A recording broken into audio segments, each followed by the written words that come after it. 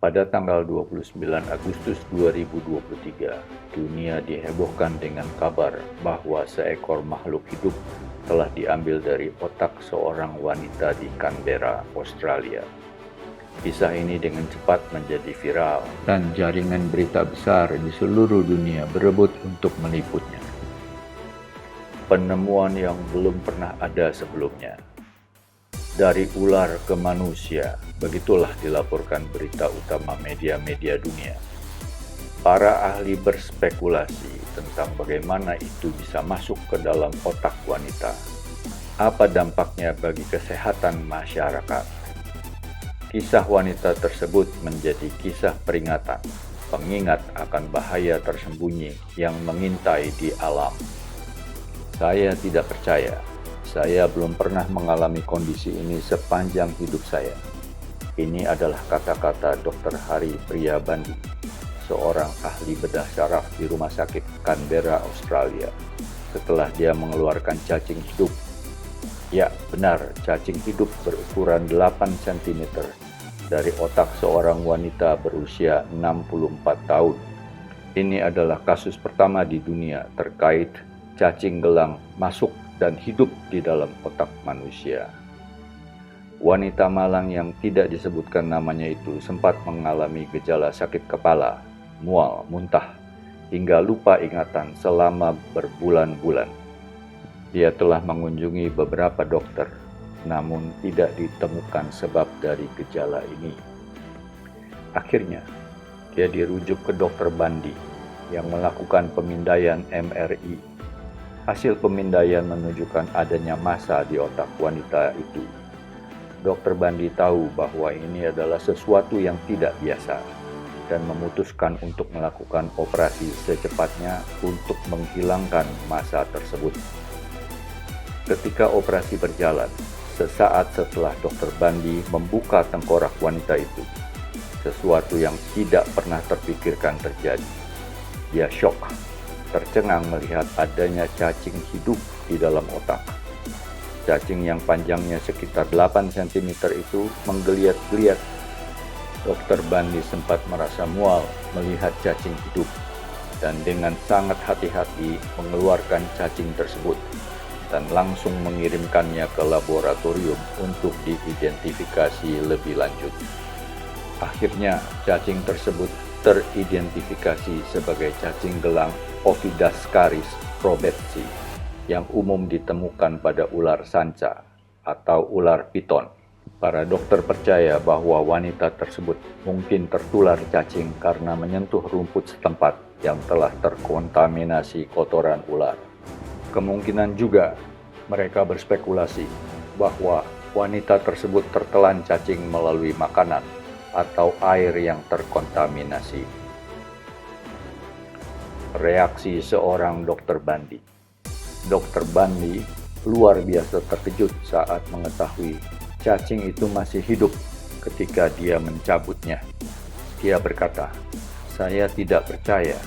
Saya belum pernah melihat kondisi seperti ini sebelumnya." Dia sempat mengkhawatirkan kesehatan wanita tersebut, namun dia merasa lega karena operasinya berhasil dengan baik.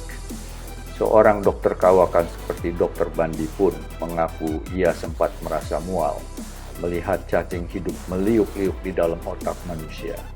Ini sungguh sebuah realita yang sangat fantastis yang pernah ia alami. Kondisi wanita sebelum dan sesudah operasi. Wanita itu lemah dan sangat bingung sebelum operasi. Dia mengalami kesulitan berjalan, berbicara, dan sangat sulit untuk mengingat sesuatu. Namun, setelah operasi, dia pulih sepenuhnya.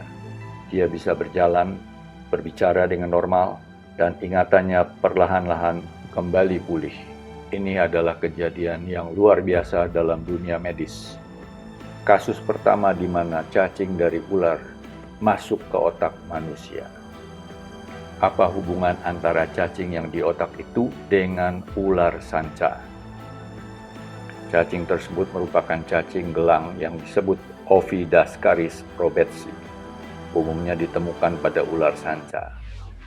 namun terkadang dapat masuk ke tubuh manusia.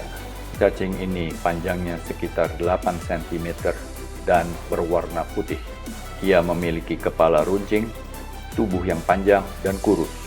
Cacing ini dapat masuk ke tubuh manusia melalui cara tertelan atau menembus kulit. Jika tertelan, cacing tersebut dapat berpindah ke hati, paru-paru, atau otak. Jika menembus kulit, ia dapat menyebar ke otak atau ke organ lain.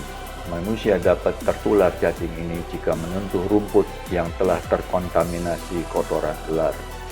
Mereka juga dapat tertular melalui makanan, sayur-sayuran, atau air yang terkontaminasi.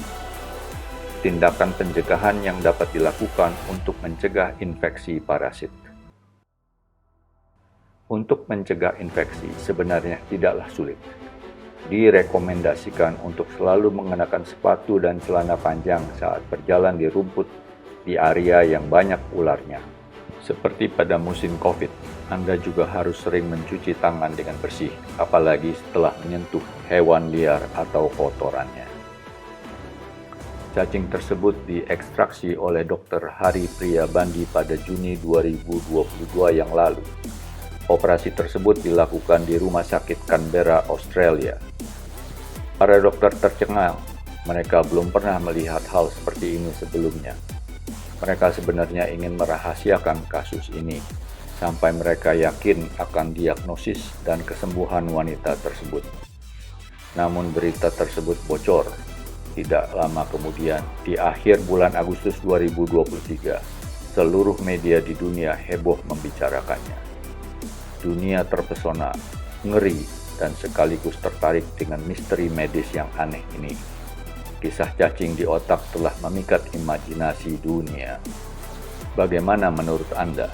Apakah infeksi parasit sesuatu yang harus diperhatikan dalam kehidupan manusia? Atau kemungkinan tertular infeksi parasit sangat langka dan tidak perlu dikhawatirkan? Silakan share pendapat Anda pada bagian komen di bawah ini.